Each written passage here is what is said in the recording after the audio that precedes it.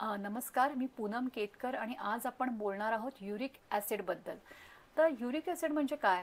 तर काही पदार्थांमध्ये प्युरिन नावाचं एक कंपाऊंड असतं. आपल्या शरीरामध्ये हे प्युरिनचं जेव्हा ब्रेकडाऊन होतो तेव्हा एक केमिकल तयार होतं आणि ते केमिकल म्हणजेच uric acid. So uric acid generally आपल्या किडनी वाटे फिल्टर आउट होऊन युरिन थ्रू आपल्या शरीरातून बाहेर पडतं. पण कधी-कधी हे जे एक्सेस युरिक ॲसिड आहे ते फिल्टर आउट होत नाही किडनीतून आणि मग आपल्या ब्लडमध्ये ते बिल्टअप व्हायला सुरुवात होतो आणि तेव्हाच आपल्या रिपोर्ट्समध्ये एक्सेस युरिक ॲसिड दिसायला लागतं आणि ह्यालाच म्हणतात हायपर युरेशमिया.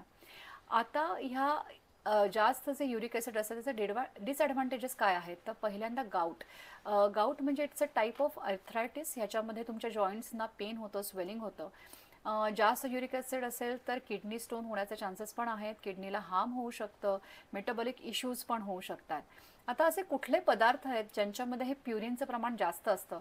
तर त्याच्यामध्ये येतं रेड मीट, त्याच्यानंतर seafood, alcohol, sugary drinks, high fatty food etcetera. Even काही भाज्या आणि डाळींमध्ये पण प्युरिनचं प्रमाण जास्त असतं.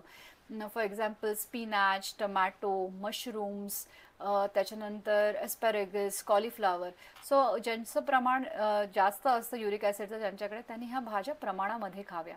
आता काय केलं पाहिजे युरिक ॲसिड कमी होण्यासाठी? तर फर्स्ट ऑफ ऑल तुम्ही डॉक्टरांकडे जा आणि मेडिकेशन सुरू करा. दुसरी गोष्ट म्हणजे तुमच्या जेवणामध्ये होल ग्रेन्स ॲड करा, low fat dairy products add करा, फायबरसाठी भरपूर भाज्या आणि फळं खा. फळांमध्ये स्पेशली चेरीज किंवा बेरीज नक्की खा, त्याच्यामुळे युरिक ॲसिड कमी व्हायला मदत होते. अल्कोहोल आणि शुगरी ड्रिंक्स ही टाळा. त्याच्यानंतर भरपूर पाणी प्या, कारण की पाण्यामुळे आपलं किडनी फंक्शन छान होतं आणि एक्सेस युरिक ॲसिड बाहेर पडण्यास मदत होते. त्याच्यानंतर manage your healthy weight, get enough sleep of 7 hours and manage your stress. So ह्या काही गोष्टी आहेत ज्याच्यामुळे तुमचं युरिक ॲसिड कमी व्हायला नक्कीच मदत होईल.